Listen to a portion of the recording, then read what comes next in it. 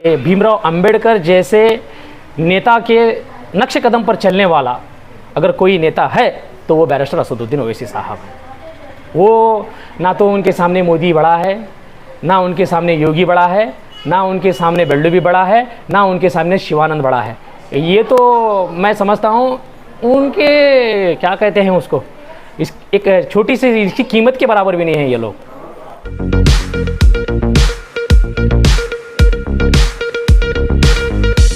R1 news में आपका स्वागत है। मैं आपके साथ फरहान नाज़। अस्सलामुअलैकुम। कर्नाटका रियासत की इंतखाबात में इस मरतबा बसवन भागीवाड़ी से मैं अल्लाह बख्श बिजापुर ऑल इंडिया मजलिस इत्तेहादुल मुस्लिमीन AIMIM पार्टी के जानिब से उम्मीदवार की ओर से मैदान में खड़ा हुआ हूँ।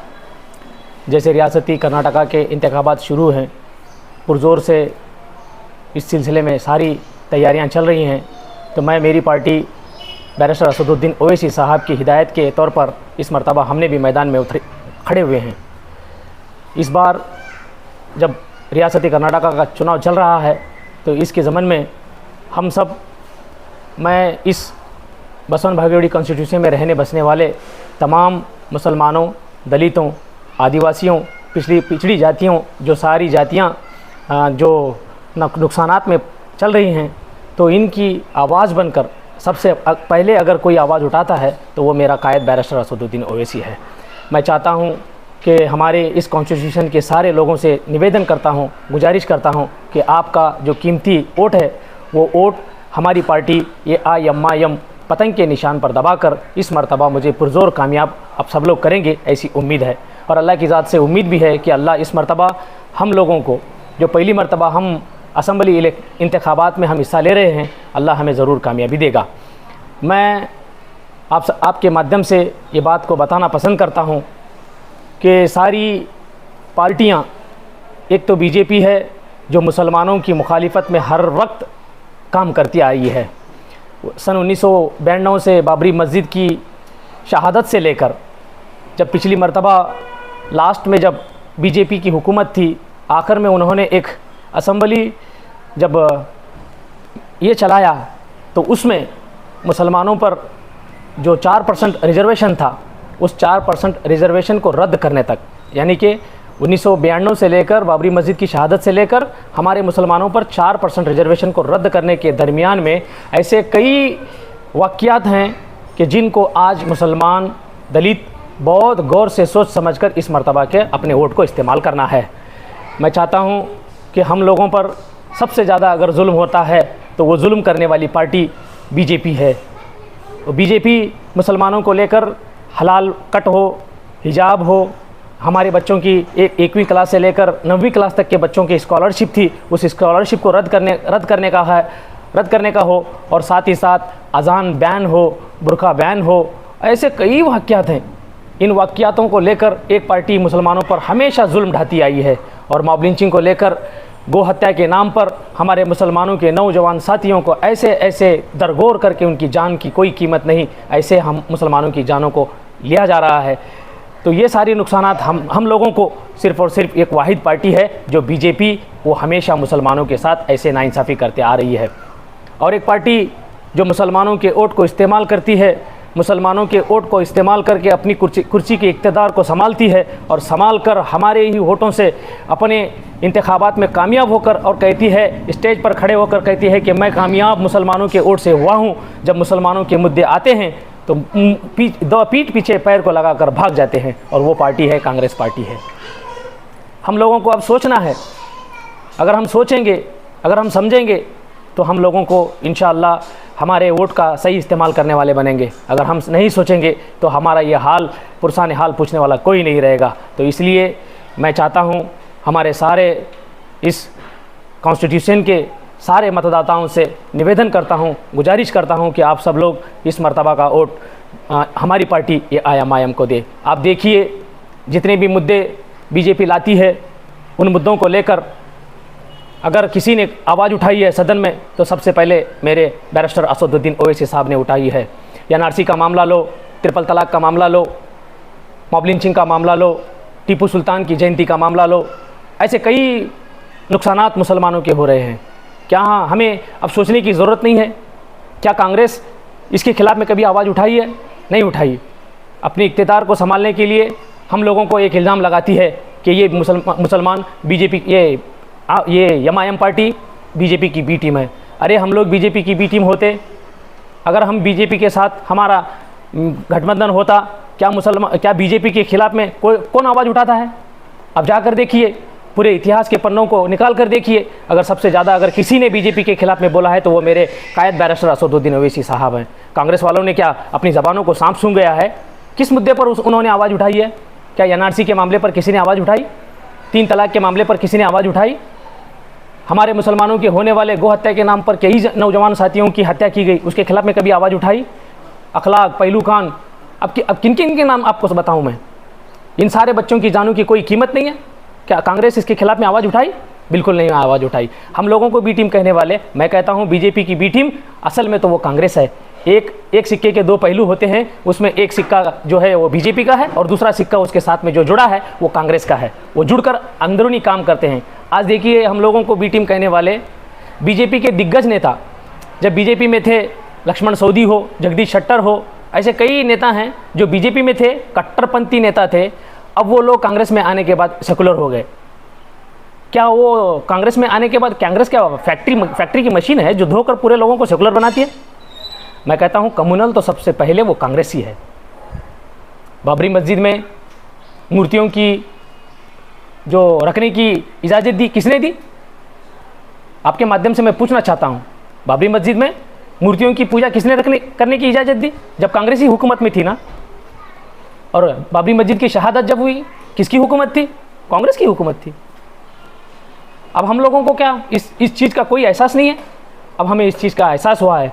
हमारे बैरिस्टर असदुद्दीन ओवैसी साहब हम लोगों को ये एक हिम्मत भर रहे हैं इस हिंदुस्तान के मुसलमानों को कि हम लोग डट कर मुकाबला करें और सियासी एतबार से हम बहुत ताकतवर बने। आज इस देश में और इस रियासत में जब इंतखाबात चल रहे हैं तो हम सबको, मैं कहता हूँ, हम लोग अगर सिर्फ 3 सीटों पर लड़े हैं, कर्नाटका रियासती इलेक्शन में हम लोग सिर्फ 3 सीटों पर लड़े हैं, तो कैसे हम बीजेपी की बी टीम हो सकते हैं? अगर बीजेपी की बी टीम होते तो सारे जितने भी हल्के जात हैं वहाँ पर हम लोगों के उम्मीदवार होते। हमने तो सिर्फ 3 सीटों पर लड़ा है। अब देखना है आने वाले रिजल्ट में कि बीजेपी की बी टीम कौन साबित होगी, कांग्रेस होगी या बीजेपी खुद होगी। अरे बीजेपी के मुखालिफत में आप लोग आवाज़ उठाएंगे तभी तो वो उसकी मुखालिफत करने के काबिल बनेंगे। वो आवाज़ ही नहीं उठाते तो इसका मतलब क्या हुआ कि बीजेपी की बी टीम जो है वो कांग्रेस ही है। मैं अलल ऐलान के साथ कहता हूं कि बीजेपी की बी टीम कांग्रेस ही है, क्योंकि जब एक पार्टी मुसलमानों के खिलाफ़ में हर फैसले को मुकम्मल तौर पर कामयाब करने की कोशिश करती है तो उसका खामोशी के साथ साथ देना क्या मायने रखता है? वो खामोशी के साथ मायने रखने का यही मतलब है कि वो उनके साथ में खड़ी है। अभी आप पर आरोप लगाया जा रहा है कि आप यहाँ पर बीजेपी के क्या जो अभी अभ्यर्थी हैं उनसे मिलकर कहीं ना कहीं कांग्रेस को नुकसान देने का काम कर रहे हैं। साहब, मैं बड़ी जिम्मेदारी के साथ ये बात कहना पसंद करता हूँ कि हम लोगों पर आरोप लगते ही हैं। मैं यही बात बताया ना अभी कि बीजेपी में जो आदमी रहता है, उम्मीदवार रहता है, वो कम्युनल होता है। जब वही कैंडिडेट जब कांग्रेस में अपनी कांग्रेस की मेंबरशिप को इस्तेमाल करता है और उसकी टैग को गले में डाल देता है तो वो पूरा दूध का धुला होकर, पाक साफ होकर वो सेकुलर बन जाता है। अब हम कांग्रेस के मुखालिफत में हैं, हमें भी अब बीजेपी की बी टीम कह रहे हैं वो लोग। अगर मैं भी कांग्रेस के टैग गले में डाल लूँ तो रियासती कर्नाटका में सबसे अव्वल नंबर पर अगर सेकुलर अच्छा आदमी कोई है तो वो मुझे साबित कर देंगे। ये बीजेपी का मुद्दा और कांग्रेस का एजेंडा है कि हम लोगों को बदनाम करने का। अब देखिए, जब हिजाब के मामले को लेकर बीजेड ज़मीर अहमद खान, ये कांग्रेस के नेता है, उन्होंने जब आवाज़ उठाई कि एक मुसलमान का नेता मुसलमान की आवाज़ को जब उठाता है तो उनका हक बनता है कि वो उठाएं। जब मुसलमानों का मुद्दा है कि हिजाब के मुखालिफत में उन लोगों ने आवाज़ उठाई, तो क्या इस रियासती सदर कांग्रेस के DK शिव कुमार ने उन्हें ताकीद और वार्निंग नहीं की? आपने देखा है, वार्निंग की उन लोगों को, बीजेड ज़मीर अहमद खान को, कहा कि तुम हिजाब के मामले में कुछ नहीं कहोगे। अब सोचिए कौन हो गया बीजेपी का B team? DK Shivakumar, Congress, यही है ना बीजेपी की बी टीम। तो हम लोगों पर इल्ज़ाम लगाने से पहले एक कहावत भी है कि किसी पर उंगली उठाने से पहले अगर हम इशारा करेंगे कि उस पर एक उंगली लगती है तो उन्हीं की तरफ 3 उंगलियां और उनकी तरफ लगती हैं कि उनसे खतरनाक तुम हो।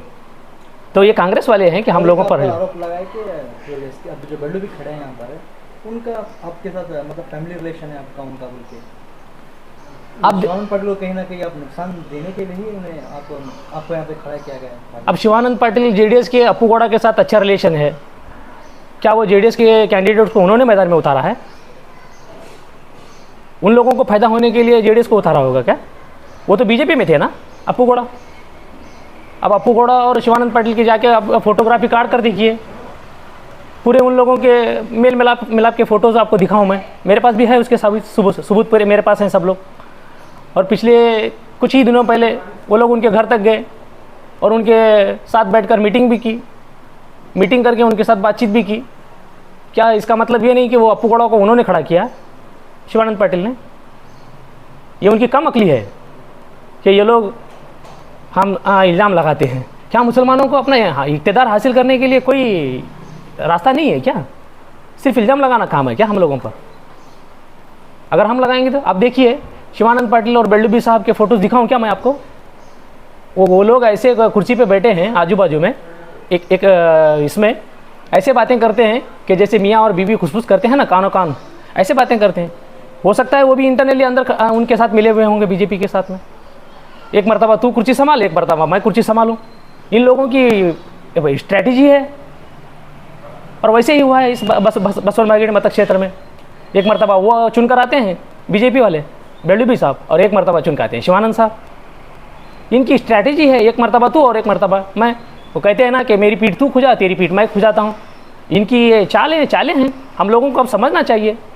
और मैं आपके माध्यम से बताना चाहता हूँ कि सिर्फ़ और सिर्फ 28,000 मतदाताओं को होने के बावजूद वो लोग इक़्तिदार की कुर्सी संभालते हैं। एक कम्युनिटी है जो लिंगायत समाज से बिलोंग करती है कि 28,000 के वोट्स होने के बावजूद वो 2 मरतबा एमएलए और 1 मरतबा मिनिस्टर बनते हैं। और यहाँ के घाणिक समाज के लोग जो हैं वो 16,000 से 18,000 तक की उनकी वोटिंग है। उनका एक उम्मीदवार मैदान में उतरकर वो एमएलए और मिनिस्टर बनता है। हमारी बदकिस्मती देखिए मुसलमानों की, इस कॉन्स्टिट्यूशन में, इस क्षेत्र में लगभग 40 से ज़्यादा अगर मतदाता हैं तो मुसलमानों के हैं, और 45,000 से अगर ज़्यादा मतदाता हैं तो वो दलित के हैं। ना दलित का लीडर बनता है, ना मुसलमानों का लीडर बनता है। बस यही है कि हम लोगों पर इल्ज़ाम लगाते हैं, इल्ज़ाम लगाकर आपस में नफरत पैदा करते हैं और हमारे इक़्तिदार को ख़त्म करते हैं। अब हमें ज़रूरी है इस बात की कि हम सोच कर समझ कर इस मर्तबा के अपने वोट का इस्तेमाल करना है। अगर हम वोट का सही इस्तेमाल करेंगे, हमारा इक़्तिदार को हम मजबूत करेंगे, तो इंशाअल्लाह हम लोगों की आवाज़ इस मर्तबा असम्बली इलेक्शन में ज़रूर उठेगी। अभी जो शिवानंद पाटिल यहाँ के एमएलए हैं वो 3 बार चुनकर इस क्षेत्र से आए हैं, तो आपके यहाँ पर कितनी उम्मीद है? वही बोल रहा हूँ ना साहब मैं आपको कि 28,000 वाला एमएलए बनता है, मिनिस्टर बनता है, 20,000 वाला एमएलए बनता है, मिनिस्टर बनता है, तो 40,000 हमारे मतदाता रहने के बावजूद कैसे हम नहीं जीतते? अब इस मर्तबा तो हमारे लोग जो है मुसलमान हैं, दलित हैं, इतने शऊर पसंद हो चुके हैं, क्यों हम ना हमारे वोट का सही इस्तेमाल कर लें, हमारी भी आवाज़ बने, हमारी ताकत को मजबूत करें। तो इस मर्तबा पूरे क्षेत्र में हम लोग चहल पहल कर रहे हैं। तो उस चहल पहल के दौरान सारे लोग हमें यही कहते हैं कि मुसलमानों की आवाज़ बनकर, दलितों की आवाज़ बनकर ये पार्टी सबसे ज़्यादा आवाज़ उठाती है। हम लोग इस मर्तबा अपना कीमती वोट जो है आपके हक़ में देंगे और इंशाअल्लाह आपको हम जिताएंगे, ऐसे उम्मीदें कर रहे हैं, ऐसे हमारे साथ वादे भी कर रहे हैं। कितने हज़ार वोटों से आप लीड आने के आपके साहब? यहाँ का जो इलेक्शन हो रहा है बहुत ही कंटेस्टिंग इलेक्शन है।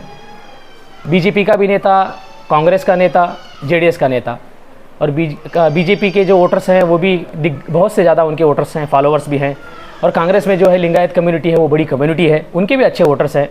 तो इन सारों के दरमियान बड़ा अंतर होना इस मर्तबा मैं समझता हूँ कि बड़ा अंतर से कोई चुनकर नहीं आएगा। अगर हम आएंगे भी तो हमारा भी लगभग कुछ ना कुछ हो, इंशाअल्लाह इस मर्तबा हम ज़रूर कामयाब होंगे। मैं ये नहीं कहता कि मैं 20,000 से चुनकर आऊँगा, 25,000 से चुनकर आऊँगा, 10,000 से चुनकर आऊँगा, ये मैं वैसे वादे नहीं करता। लेकिन बस इतना कहूँगा, ज़रूर इस मर्तबा बसवन भागेवड़ी क्षेत्र में, कॉन्स्टिट्यूशन में पतंग आसमानों की ओर चलेगी और पतंग आसमानों की ओर उड़कर कामयाबी का झंडा लहराएगी। थैंक यू सर, आपसे बात करें। आपके प्रचार में कोई नेशनल लीडर आने वाले हैं? हमेशा हमारे सदर साहब जो है वो हमेशा कैंपेनिंग के लिए हर हलके में जाते हैं। तो इसी तरह इस मरतबा के जो रियासती कर्नाटका के इंतखाबात के ज़मन में हमारे यहाँ मेरे कॉन्स्टिट्यूशन में 4 तारीख को, जो आने वाली 4 तारीख है, आने वाली 4 तारीख को कोलार में पैदल दौरे के साथ साथ एक जनसभा रखी गई है जो शाम में है। वो 4 तारीख को कोलार में होगी और इसी तरह 5 तारीख को बसवन भागीवाड़ी में पैदल दौरे के साथ साथ वहाँ भी शाम में एक बहुत बड़े पैमाने पर जनसभा रखी गई है। तो इसी सिलसिले में हमारे सदर साहब जो हैं वो बैरिस्टर असदुद्दीन ओवैसी साहब वो तशरीफ़ ला रहे हैं। वो सभी लोगों के दरमियान आकर अपने हक़ में वोट मांगने की वो कोशिश करेंगे। और साथ ही साथ 7 तारीख को जो है हमारे और एक फ्लोर लीडर जनाब अकबरुद्दीन ओवैसी साहब वो भी इस दौरे में आने की तैयारी में हैं। इंशाल्लाह वो भी ज़रूर आएंगे 7 तारीख को यहाँ पर बीजेपी से योगी आदित्यनाथ जैसे भी लीडर आए हैं, आपके मतलब क्या रिस्पॉन्स रहेगा आपका? क्या अकबरुद्दीन ओवैसी आने के बाद में क्या पब्लिक टर्न होने का चांस है? साहब वो आने के सिलसिले में टर्न होंगे, उनका ये होगा, ये मैं नहीं कहता। लेकिन अभी सिर्फ और सिर्फ बैरिस्टर असदुद्दीन ओवैसी साहब जो सदन में सबसे ज़्यादा अगर आवाज़ उठाते हैं, इसी आवाज़ को लेकर सारे लोग तब्दील हो चुके हैं। अगर वो आएंगे तो उनकी मोहब्बत में और ज़्यादा तब्दील होंगे वोट्स और ज़्यादा। अब देखिए बीजापुर में क्या हुआ, सिर्फ एक मरतबा उनका दौरा, पैदल दौरा हुआ, अल्लाह ने वहाँ पर 2 सीटों को कामयाबी दी।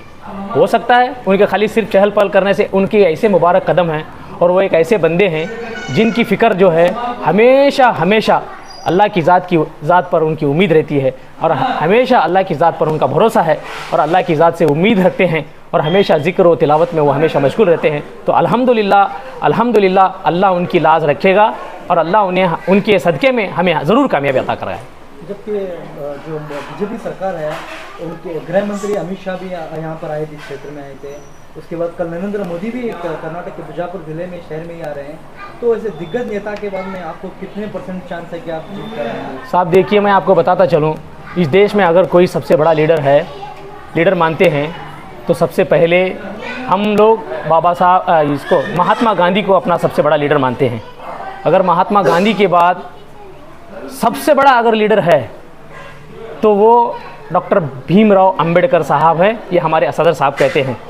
अब मैं कहता हूँ डॉक्टर भीमराव अंबेडकर साहब की नक्शे कदम पर अगर चलने वाला कोई इस देश में अगर सबसे बड़ा नेता है अभी फ़िलहाल 21वीं सदी का अगर अंबेडकर भी कहा जाए तो मेरे कायद बैरिस्टर असदुद्दीन ओवैसी साहब हैं।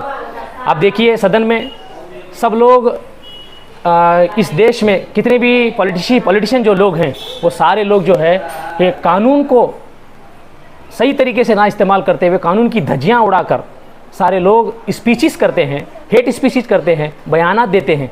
लेकिन आप हमारे सदर साहब की हिस्ट्री, उनके स्पीचेस और उनकी कैंपेनिंग के स्पीचेस अगर निकाल के देखेंगे तो एक भी ऐसा उनका स्पीचेस नहीं है जो इस देश के कानून को तोड़कर उन्होंने किया होगा। तो मैं कहता हूँ ये भीमराव अंबेडकर जैसे नेता के नक्शे कदम पर चलने वाला अगर कोई नेता है तो वो बैरिस्टर असदुद्दीन ओवैसी साहब हैं। वो ना तो उनके सामने मोदी बड़ा है, ना उनके सामने योगी बड़ा है, ना उनके सामने बेल्लू बड़ा है, ना उनके सामने शिवानंद बड़ा है। ये तो मैं समझता हूँ उनके क्या कहते हैं उसको, इस एक छोटी सी इसकी कीमत के बराबर भी नहीं है ये लोग। उनके दिमागों में सिर्फ़ और सिर्फ हिंदुत्व सब कुछ भरा है, लेकिन हमारे सदर साहब के दिल में हिंदुस्तान भरा है।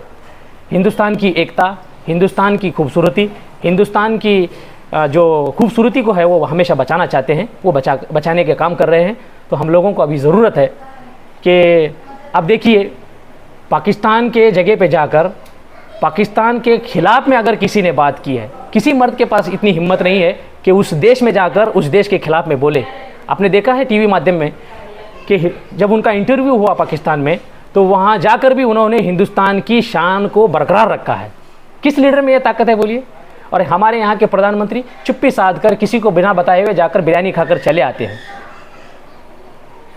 उनके गढ़ में जाकर हमारे देश की तारीफ़, हमारे देश की जो खूबसूरती का है बताना चाहते हैं तो वो बैरिस्टर असदुद्दीन ओवैसी साहब अकेले बताए हैं। मैं समझता हूँ इस देश में अगर हम लोगों को सही तरीके से हम जानेंगे तो इस देश में वाहिद नेता है जो बैरिस्टर असदुद्दीन ओवैसी साहब है।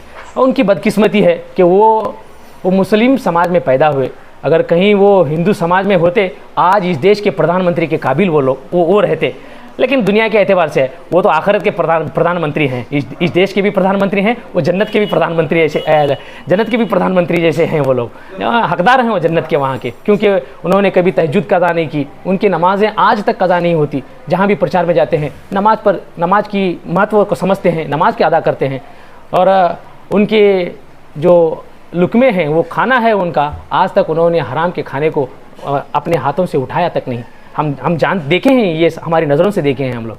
और आज के ये नेता जो हैं, जिन लोगों को सही तरीके से इस्लाम नहीं मालूम और जिन लोगों को सही तरीके से ज़िंदगी में रहना और जहाँ तक कि तारत करने के तरीके नहीं मालूम, ऐसे लोगों की बातों को हम लोग यकीन करते हैं। अल्लाह और अल्लाह के रसूल की बात को कहने वालों पर हम यकीन नहीं करते। इसीलिए हम लोगों पर इल्ज़ाम ढाए जा रहे हैं, इसीलिए हम लोगों को बदनाम किए जा रहे हैं। हम कभी बदनामी से नहीं डरते और इनके इल्ज़ाम से नहीं डरते। हम डट कर मुकाबला करेंगे। मुसलमानों के इक़्तिदार को पैदा करने के लिए, मुसलमानों को इक़्तिदार को मुस्तकीम बनाने के लिए हम लोग हमेशा काम करेंगे। चाहे लोग जितना भी हम पर इल्ज़ाम लगाए, चाहे लोग हम पर जितने भी ऐसे इल्ज़ाम लगाए, हम डरने वाले नहीं हैं। मैं एक बात आपको बताता चलूँ, चाँद पर थूकने से क्या चाँद पर थूक लगेगा? नहीं लगेगा। उल्टा उनके मुंह पर पड़ेगा। ऐसी हालत है। ये भी कांग्रेस वाले हम लोगों पर थूक रहे हैं, ये थूक उन पर ही पड़ेगा। बस इसी बात से कहते हुए मैं आखिर में दोबारा यही बात कहना पसंद करता हूँ कि आप लोग बैरिस्टर असदुद्दीन ओवैसी साहब को सोच को देखें, अकबरुद्दीन ओवैसी साहब की सोच को देखकर इस मरतबा जो है बसवन भागीवाड़ी मतक क्षेत्र में जो जितने भी हमारे मतदाता हैं, उन सारे मतदाताओं से यही निवेदन करता हूं कि आप लोग हमारे हक में वोट देकर, हमारा निशान जो है वो पतंग है, पतंग के निशान को आप अपना कीमती वोट देकर हमें कामयाब बनाएं। इंशाअल्लाह हम लोग आपकी खिदमत में दिन और रात मिलकर आपकी खिदमत करेंगे। जो भी आपकी परेशानियां हैं, उन सारी परेशानियों को हम लोग आपके साथ में रहेंगे।